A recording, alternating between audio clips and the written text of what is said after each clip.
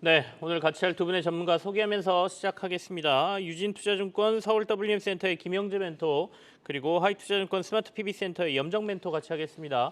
어서 오십시오. 네, 안녕하세요. 먼저 2차 전지 얘기부터 해보죠. 2차 전지가 오늘 좀 오르고 있죠. 이걸 뭐 이른바 데드캣 바운스? 너무 많이 빠져서 약간 반등하는 건지 아니면 추세적으로 다시 상승으로 전환하는지 뭐 이런 의견을 좀 들어보고 싶은데요. 염정 멘토부터 좀 얘기해 주시겠습니까?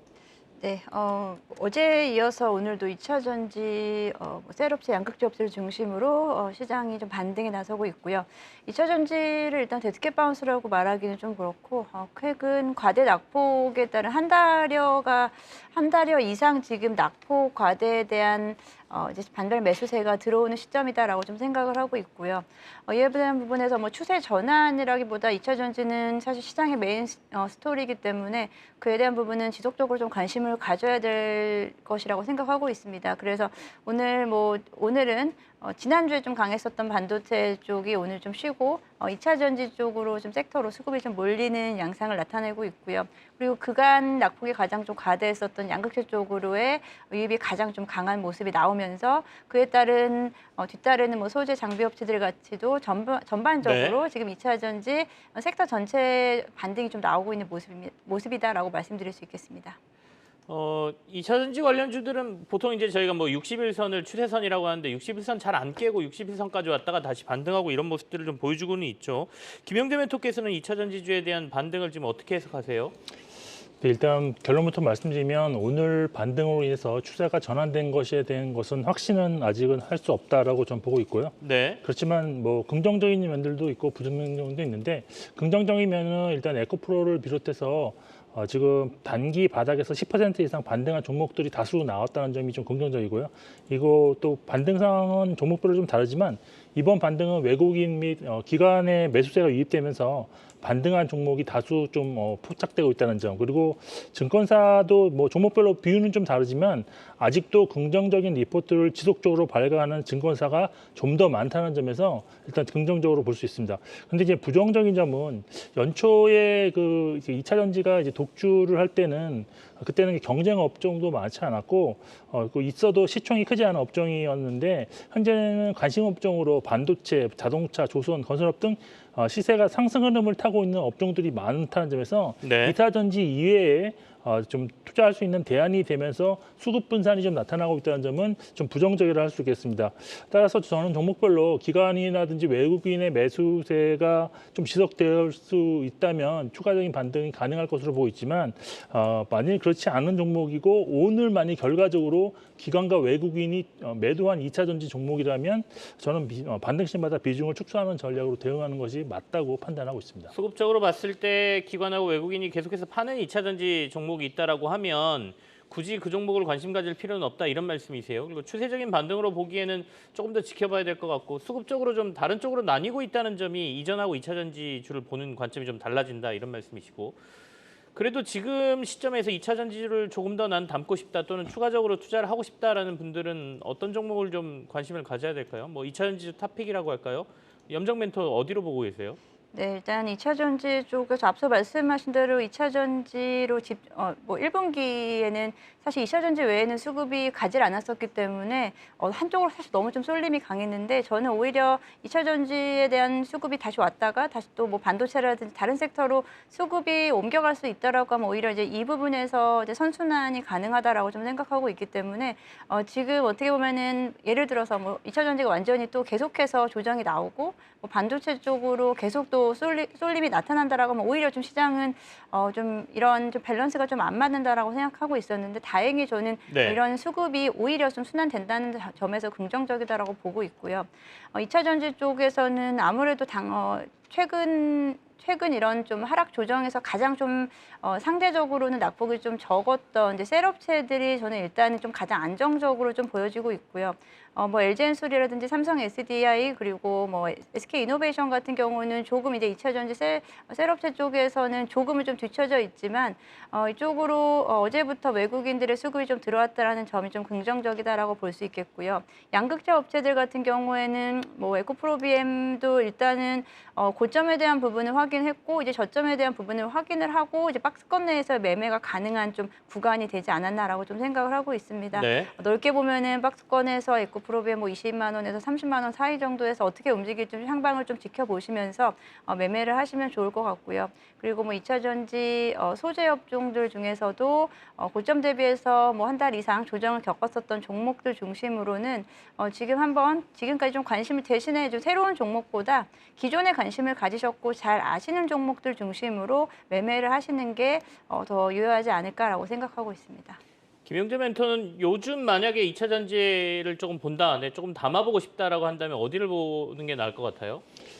사실 2차 전지 같은 경우 신규 매수는 사실 업황은 뭐 변함이 없는데 밸류에이션 고점 논란으로 인해서 지금 수급이 이탈하면서 빠진 거기 때문에 저는 최근에 형성했던 고점을 돌파할 가능성이 높은 종목 여기에 더해서 기관 및 외국인 수급이 이탈이 없었던 종목으로 좀 압축해서 투자를 해야 된다고 보고 있는데 사실 대부분 2차 전지 종목이 수급이 개선되었지만 기관 외국인이 5월 달에 동시에 순매수 누적을 한 종목은 그렇지 많지 않습니다. 그중에서도 한 종목이 좀 눈에 띄는데 분리막 업체인 SK 아이테크놀로지가 좀 관심 종목으로 선정할 수 있다라고 보고 있는데 네. SK 아이테크놀로지 최근 고점이 94,800원인데요. 현재가는 한 고점 대비 한 6에서 7% 정도 하락하면서 일단 고점을 돌파하면서 추세가 전환될 가능성이 높은 종목이라고 일단 기존 판단하고 있습니다. 여기에 수급도 5월 이후에 외국인이 25만 주, 기관이 51만 주 누적 순매수 중으로 제가 보는 2차 전지 업체 중에서 가장 양호한 수급을 보유하고 있다라고 보고 있습니다. 일단 1분기 영업이익은 적자를 지속했지만 적자폭이 되게 축소되는 모습을 보였고요. 또 분기별 추정치를 보아도 올해 확실한 턴어라운드가 예상된다. 그리고 내년 내후년 실적 성장치가 매우 전망치가 가파르게 올라갈 전망인데요. 네. 내년 영업이익이 600% 이상 성장, 내후년은 3,100억 원대 영업이익이 예상되면서 밸류에이션 수준이 빠르게 회복되는 그런 모습을 보일 것입니다. 미래 생산 능력 측면에서도 EV 업체 대비 캐파가 거의 2배 이상 차이가 나는 그런 전망이 나오기 때문에 성장성 측면에서도 높은 점수를 줄 수 있는 종목이라고 판단하고 있습니다. 알겠습니다. 2차 전지 오랜만에 반등이 나오기 때문에 2차 전지 얘기를 좀 진행해 봤습니다. 오늘 테슬라가 미국에서는 굉장히 주가가 좋았어요. 뭐 같은 전기차로 보기는 좀 힘들지만 그래도 현대기아차가 1분기에서 앞서도 제가 뭐 영업이익률이 굉장히 잘 나왔다고 말씀드렸지 않습니까? 그렇다면 완성차 업체에 대한 기대감은 하반기까지 계속 간다 이렇게 말씀하신 분들도 있던데 두 분은 어떻게 보십니까? 염정 멘토 완성차 얘기 좀 해볼까요? 네, 뭐 완성차 업계라고 하면 우리는 뭐 현대차, 기아 정도로 압축이 될 것 같고요. 네. 최근에 현대차 같은 경우에는 사실 현대차도 그렇고 기아도 마찬가지고 사실 연고점 수준까지 도달했기 때문에 지금은 조금 다소 좀 쉬어가는 국면이다라고 좀 생각을 하고 있고요. 뭐 그럼에도 불구하고 뭐 현대차는 아직까지도 뭐 전기차의 비중, 전체적으로는 내연기관차의 비중이 아직은 좀 크기 때문에 그에 대한 부분에서는 이제 판매량에 대한 큐를 볼 수 있을 것 같고요. 그리고 전기차 쪽에서는 앞으로 이제 성장 모멘텀을 찾을 수 있다라고 좀 생각하고 있습니다. 이제 앞으로 뭐 2차 전지와 함께, 2차 전지와 함께 그리고 또 반도체 양쪽이 어느 쪽이 가든 사실 좀 가장 견조하게 시장을 이끌 수 있는 게 자동차 섹터다라고 좀 생각하고 있고요. 지금은 일단은 이제 단기적으로 오른 부분에서 어떤 식으로 좀 방향성을 좀 틀지에 대한 부분 좀 탐색 구간이다라고 생각하고 있기 때문에 지금은 어떤 좀 결정을 한다기보다 지금은 좀 지켜볼 수 있는 단계다라고 좀 생각하고요. 신규로 지금 진입하기에는 일단은 좀 지금은 일단 현재는 보유자 영역에서 네. 앞으로의 방향성에 따라서 대응을 하시면 좋을 것 같습니다. 그 완성차들에 딸려 있는 부품 업체들도 굉장히 주가가 좀 좋았지 않습니까? 김영재 멘토 전체적으로 좀 봐주시죠. 부품 업체들은 어떻습니까? 일단 완성차의 호실적으로 인해서 부품사들도 좋은 실적을 기록한 종목들이 대다수가 있는데 근데 이제 부품주도 이미 뭐 급등한 종목들이 많이 좀 눈에 띈 상태이기 때문에 뭐 추격해서 매수하시기에는 좀 부담스럽지 않나라고 보고 있습니다. 일단 대표적으로 차량 경량화라든지 뭐 현대기아차와 해외 동반 진입 부품사들 위주로 거의 뭐 2배 이상 주가가 연초부터 이제 급등한 종목이 나왔는데 사실 순수 부품주 같은 경우 뭐 특히 현대모비스 같은 대형주는 물론 저평가 매력은 있겠지만 수급 개선세가 나타나고 있지 않아서 주가가 뭐 거의 제자리 또는 좀 소폭 하락한 종목들도 좀 나타나고 있습니다. 근데 이제 완성차가 사실은 이제 하반기에 실적 피크될 가능성이 좀 있어 보이는데요. 그것은 뭐 대충 말씀드리면 지금 개선되었던 어떤 그런 그 차량 판매대의 우호적인 상황이 좀 희석되는 그런 단계로 진입하고 있기 때문입니다. 일단 가장 지금 해자되고 있는 게 누적된 대기 수요가 소진되고 있고 또 재고와 인센티브가 과거 수준으로 회귀 중이고 일본 자동차가 지금 생산 차질에서 벗어나서 사상 최대 물량을 올해 공급하겠다고 계획 중이고 있고요. 또 전기차 관련해서는 미국 IRA 관련 보조금은 당분간 수령하지 못하고 또 유로존도 미국 IRA에 대응해서 전기차 보조금을 차등적으로 지원하는 법안을 마련 중인데 프랑스가 지난 11일 날 녹색산업부문을 발표하면서 유럽 내 생산 전기차에 약 1,000만 원 가량 지원 내용을 포함시켜서 다른 유럽 국가들도 이러한 법안을 채택할 가능성이 높아졌다고 보입니다. 또 여기에 미국 금리 인상 중단에 따른 금리 인하 조기 실시 가능성이 높아지면서 원달러 환율도 이제 일단 하락이 예상된 점에서 완성차 실적이 부정적이라고 할 수 있습니다. 그래서 현대차 관련 종목들은 네. 사실 장기적으로 접근을 하시든지 아니면 짧게 이슈 있을 때만 접근하는 것이 합리적으로 판단을 하고 있습니다. 알겠습니다. 자, 두 분과 함께 이제는 유망주 한번 점검해 보죠. 먼저 단기 유망주 두 분이 가져오신 것들 확인해 보겠습니다. 자, 염정 멘토 오늘 단기 유망주로 2차 전지와 관련된 활성화 공정 장비 전문 A-프로 들고 오셨고요. 그리고 김영재 멘토는 셀트리온 5월 말 10월 말 판매허가 이벤트가 예정돼 있다 이렇게 말씀 주셨는데 A-프로부터 투자 포인트 간단하게 들어보겠습니다. 네, 뭐 어제부터 다시 또 2차 전지에 대한 관심이 좀 쏠리면서 어떤 2차 전지 종목 다시 좀 담아봐야 되나 좀 고민이 많이 되실 것 같아서 오늘 이제 유망주로 2차 전지 종목들을 좀 준비를 해봤는데요. 일단 A-프로 기존에도 한번 설명을 드렸었던 것 같습니다. A-프로는 일단 활성화 공정 장비 업체이고요. 이제 고객사로는 LG에너지 솔루션의 비중이 높습니다. 최근에는 미국의 얼티엄 셀즈 쪽에 대한 테네시 2공장향 2차 전지 활성화 장비에 대한 부분을 이제 출하를 하기 시작했고요. 이제 장비 업체들은 보통 이제 수주를 따내고 그에 대한 부분이 장비가 인도되는 시기까지 뭐 짧게는 3에서 6개월 정도 소요가 되고 그 시점에 이제 매출액이 좀 반영이 되는 패턴을 좀 가지고 있는데요. A-프로 같은 경우는 일단은 LG엔솔향 직접적인 물량도 있고요. 그리고 얼티엄 셀즈 쪽에 대한 물량까지 일정 부분은 좀 앞으로 향후 한 2, 3년치를 좀 확보하고 있다라고 좀 생각하고 있습니다. 네. 그런 부분에서 최근에 올해 매출액 같은 경우 지난해 매출액이 이제 790억 원 정도, 790억 원이었었는데요. 올해 매출액은 1,400억 원 정도, 약 2배 가까운 정도로 매출액이 증가할 것으로 보여지고 있고요. 최근에는 이제 영업 실적마저도 흑자 전환이 올해 가능할 것이다. 지난 3분기부터 흑자 전환으로 돌아서서 올해 같은 경우에는 대폭 흑자 전환에 성공할 수 있는 턴어라운드 가능한 종목으로 보고 있습니다. 다른 장비 업체들과 마찬가지로 이제 한 달여 전 고점 대비해서 지금 주가가 많이 빠져 있는 상태이기 때문에 장비 업체 쪽으로 보신다라고 한다면 실적 턴어라운드 가능한 종목들 중심으로 지켜보시면 좋을 것 같습니다. 알겠습니다. A-프로 단기 유망주로 목표가 2만 원에 손절가 14,500원 제시하셨으니까 참고하십시오. 김영재 멘토가 가져오신 셀트리온 5월 말과 10월 말에 이벤트가 좀 있다라고 뽑아주셨는데 어떤 것들이 있죠? 네, 셀트리온은 판매허가 이벤트가 꾸준하게 진행될 예정인데요. 일단 5월 30일 날 휴미라 시밀러인 유플라이만 미국 FDA 결정이 예정되어 있습니다.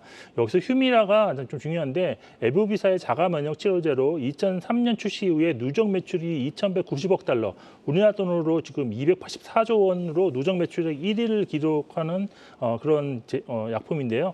2023년 올해 1월 특허가 만료됐습니다. 만일 허가가 난다면 7월에 이제 공급하게 되고 또 미국 내 휴미라 매출이 재작년 기준으로 22조 원이었는데 여기서 한 5%만 가져와도 매출 1조 원 이상을 추가로 달성할 수 있을 것입니다. 또한 피하 주사 제형제인 램시마 SC의 경우에 미국에서 시장 허가 진행 중인데 10월 달에 허가를 받을 것으로 전망되고 있습니다. 램시마 SC 같은 경우는 유일한 피하 주사 제형으로서 자가 투여행이 가능해 편의성이 높고 병원 방문으로 인한 비용 부담이 줄어들어서 가격 경쟁에서 매우 유리할 것으로 보여서 허가가 난다면 매출 성장에 크게 기여할 수 있을 것입니다. 여기에 셀트리온이 2025년까지 기존 6개인 바이오 시밀러를 11개까지 선보인다는 목표를 설정했는데 올해 최대 5개 정도 시밀러 제품에 대한 미국 또는 유럽 규제기관 품목허가 시행 예정이라서 이런 이벤트가 있을 때마다 좀 주가는 탄력적으로 움직일 수 있을 것입니다. 단기적으로 일단 5월 말 유플라이마를 좀 지켜보시면서 지금 그리고 장기적으로는 셀트리온 그룹 3사 합병한 합병 기간도 지속될 수 있는 점도 긍정적이라고 보고 있습니다. 알겠습니다. 5월 달에 일단 단기적인 이벤트가 있으니까 그것도 좀 보고 장기적으로는 10월 이벤트 그리고 합병까지도 좀 볼 수 있다 이런 말씀이십니다. 목표가 22만 원에 손절가 15만 원 제시하셨으니까요. 셀트리온 참고하십시오.